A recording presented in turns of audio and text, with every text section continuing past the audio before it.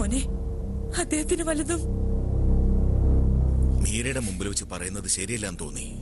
അതുകൊണ്ടാ അമ്മയുടെ പുറത്തേക്ക് വരാൻ പറഞ്ഞു. എന്താ? അദ്ദേഹം എവിടെയാ? വിഷ്ണു അദ്ദേഹത്തെ കണ്ടോ? അച്ഛനന്ന് ഇവിടുന്ന് പോകുമ്പോ അമ്മയടുത്തൊന്നും പറഞ്ഞില്ലേ? വിഷ്ണുവിനെ കാണണമെന്ന് പറഞ്ഞു. അല്ലാതെ മറ്റൊന്നും? ഞാൻ ചോദിച്ചിട്ട് ഒന്നും പറഞ്ഞില്ല. എല്ലാം വന്നിട്ട് പറയാന്ന് മാത്രം പറഞ്ഞു.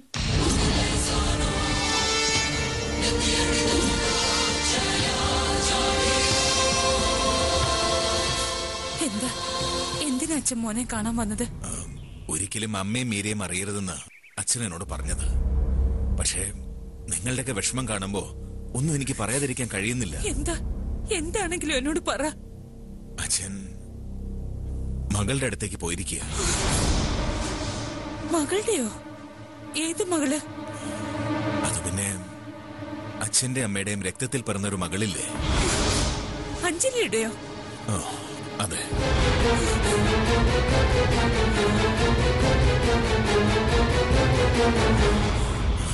അവളെയും കുറ്റം പറഞ്ഞിട്ട് കാര്യമില്ല. തനിക്ക് അനുഭവിക്കാനുള്ളത് മുഴുവൻ അച്ഛൻ ദത്തപുത്രയുടെ പേരിൽ എഴുതി കളയുമോ എന്നുള്ള പേടിയായിരിക്കും അവൾക്ക്. വിഷ്ണു എന്തായി പറയുന്നേ? പറഞ്ഞത് സത്യമാണ് അമ്മേ. അച്ഛനെ അവള് വിളിച്ച് ഭീഷണിപ്പെടുത്തി പോലും. ചിലപ്പോ അവളുടെ ഭർത്താവിന്റെ നിർബന്ധം കൊണ്ടാവാം. അവൾ എന്തിനാ അച്ഛനെ വിളിച്ച് ഭീഷണിപ്പെടുത്തണം? ഞങ്ങളുടെ എല്ലാം സ്നേഹം വേണ്ടെന്ന് വെച്ച് കണ്ടവന്റെ കൂടെ ഇറങ്ങിപ്പോയതല്ലേ അവള്? അതൊക്കെ ശരിയായിരിക്കാം. പക്ഷേ ഒരു പക്ഷേവില്ല.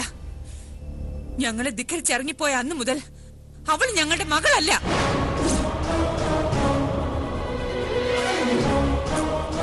അതൊന്നും ഇനി പറഞ്ഞിട്ട് കാര്യമില്ല. മീരയുടെ വിവാഹം നടക്കാൻ പോകുന്നു അറിഞ്ഞ് അത് തടയാനുള്ള ശ്രമത്തിലാണ് അവള്. അതറിഞ്ഞത് മുതല് അച്ഛന് യാതൊരു സ്വസ്ഥത ഉണ്ടായിരുന്നില്ല. അവൾക്ക് ഒരു ചുക്കും ചെയ്യാൻ കഴിയില്ല. ഞങ്ങളെ ധിക്കരിച്ചു പോയതിന് ദൈവം ഞങ്ങൾക്ക് തന്ന നിധിയാ മീരമോള്.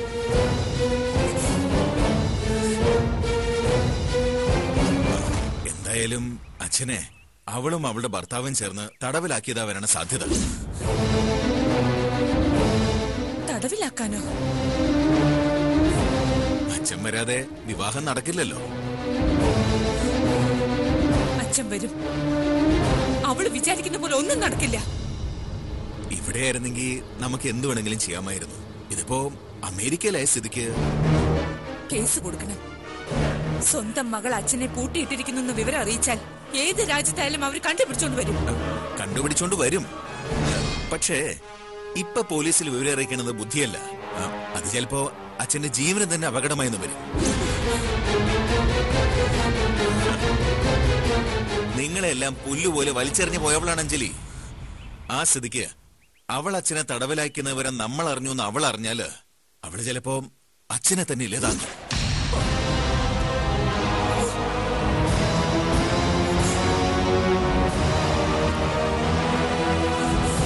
എന്തിനും മടിക്കാത്ത രാക്ഷസിയാണ് അവള്. അവൾക്കിപ്പോ ഒറ്റ ലക്ഷ്യമേ ഉള്ളൂ. മീരയുടെ വിവാഹം മുടക്കണം. അത് മുടങ്ങിയാല് അവള് ജയിച്ചു. അതിനു വേണ്ടിയാ അവള് കൊതിക്കുന്നത്. അവള് കൊതിക്കട്ടെ.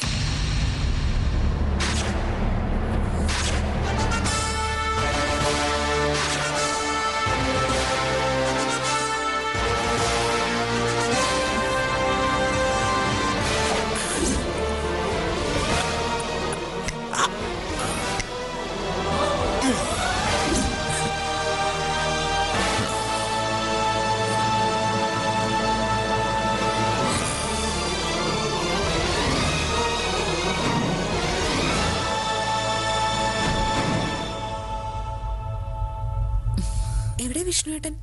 വിഷ്ണു പോയി. ഇതെന്ത് പണിയാ? എന്നെ കൊണ്ട് ചായ ഉണ്ടാക്കിപ്പിച്ചിട്ട്. വിഷ്ണുവേട്ട, വിഷ്ണുവേട്ട,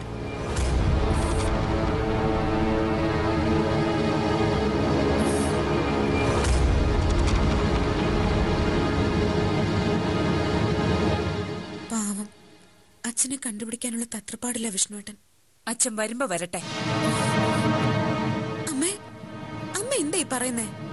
അച്ഛൻ വന്നാലും ഇല്ലെങ്കിലും പറഞ്ഞ മുഹൂർത്തത്തിൽ തന്നെ നിന്റെയും വിഷ്ണുവിന്റെയും വിവാഹം നടക്കണം. അമ്മേ, എതിർത്തൊന്നും പറയണ്ട. ഞാൻ തീരുമാനിച്ചു കഴിഞ്ഞു.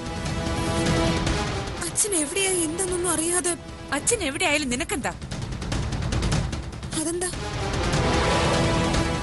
അച്ഛൻ വരാതെ വിവാഹം നടത്തണ്ടെന്ന് വിഷ്ണുവേട്ടൻ പറഞ്ഞതാണല്ലോ. വിഷ്ണു സമ്മതിച്ചോളും. അച്ഛൻ ഇവിടെ ഇല്ലെന്ന് കരുതി നിങ്ങളുടെ ഭാവിക്ക് ഒരു പ്രശ്നവും ഉണ്ടാവാൻ പാടില്ല.